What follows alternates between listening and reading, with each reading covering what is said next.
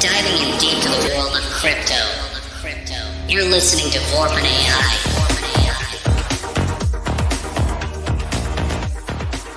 Buckle up, everyone. This week's deep dive is a wild one. We're going deep into weekly roundup number 17. 17. Which covers February 24th to March 2nd. Yep.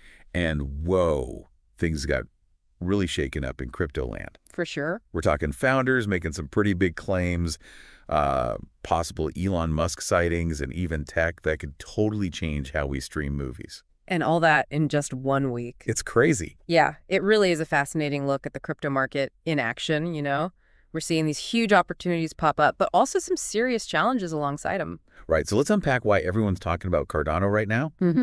Charles Hoskinson, the founder, he didn't hold back at all this week. He did not. Calling out Ethereum and Solana and saying that Cardano is the only platform that can bring DeFi to Bitcoin. Yeah. And to get this, he even mentioned a potential $2 trillion figure. $2 trillion. That's like unlocking Bitcoin's huge market cap and using it for decentralized finance. Wow. Imagine if everyone holding Bitcoin could suddenly lend, borrow, and trade, all using Cardano's tech. That would be wild. If Cardano actually becomes the go-to for DeFi on Bitcoin, it could totally change how we think about finance. That's a big if, though, isn't it? What kind of hurdles does Cardano need to clear to make this happen? Well, first off, they got to make sure that integrating with Bitcoin security is seamless. Like, Cardano needs to prove that its reliability and security are just as good as Bitcoin's legendary reputation. Makes sense. And they'll have to get developers on board to build those DeFi apps that'll actually attract Bitcoin users. It's a massive undertaking, but the potential payoff is huge. It's like they're trying to build a bridge between the old school crypto and the new wave of DeFi. Yeah. And to make things even more interesting, there are rumors of a big VIP meeting. And some people are guessing that Elon Musk might be involved. Oh, yeah. Elon Musk's involvement could be a game changer for Cardano. For sure. I mean, his endorsement could send the price skyrocketing. But on the flip side, it might also attract more attention from regulators. And the crypto world's already dealing with enough of that. It's a really high-risk, high-reward situation. Definitely something to keep a close eye on. Okay, so speaking of high risk, let's switch gears and talk about Stellar. All right. It had a rough week. It crashed through a major support level, and the technical indicators are looking pretty bad. I mean, it's more than just a rough week. We're seeing some seriously bearish signs. Ooh. The trading volume has tanked, and the RSI, or Relative Strength Index, is showing that momentum is weakening. Yikes. And we've even got a death cross happening on the moving averages, which is often a sign that a downtrend is going to stick around for a while. So it's not just the price dropping, it's the whole feeling around Stellar that's worrisome. Exactly. And you mentioned short positions earlier. How do those fit into Stellar's problems? Well, investors are basically betting against Stellar. They're putting their money where their mouth is, thinking that the price is going to keep going down. So they're saying, I think this is going to fail. Basically, yeah. And that adds to the downward pressure, making it even tougher for Stellar to bounce back. Oof, that's got to be tough for anyone holding Stellar. Okay, let's try to bring some positive vibes back into this. Let's talk about Tron. Okay. They're making headlines with their new gas-free feature, which gets rid of transaction fees for USDT transfers. This is a smart move by Tron. They're tackling a big problem in crypto head-on: high transaction fees. For sure. It's a pain point that's been holding back a lot of people from using crypto more widely. Yeah, it can be pretty annoying. By making USDT transfers free, they're hoping to make Tron the top choice for stablecoin transactions. Like they're offering a free pace to get people hooked. Exactly. And they're not stopping there. They want to expand this gas-free thing to other blockchains, even Ethereum. That's a bold move. If they can pull it off, it could really shake up DeFi. How so? Well, right now, Ethereum is the king of DeFi. You.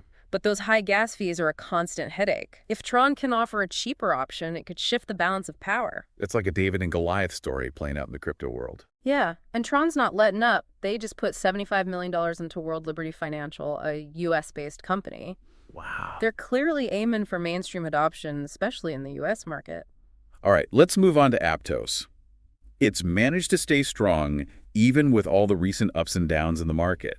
It even retested a key breakout level and held its ground. Aptos is showing some serious resilience. Think of it like climbing a mountain.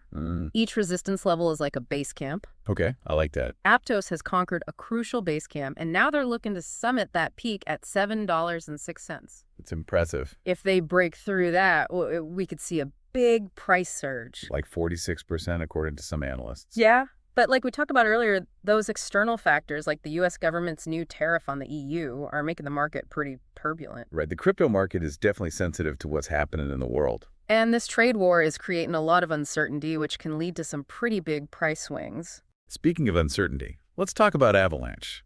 They just launched a crypto payments card this week, which sounds pretty good for mainstream adoption. Yeah, but they're also dealing with a pretty big price correction. Wow. And what's worrying me is the lack of activity from the whales, the big players with all the buy-in power to really move the market. The ones with deep pockets? Exactly.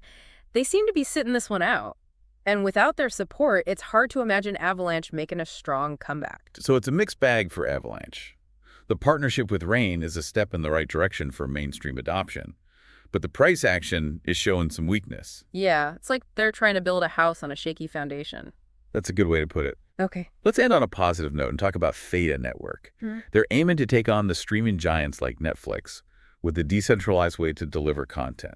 Theta's vision is really interesting. They're tapping into this growing demand for decentralized solutions, and their partnerships are impressive. Yeah.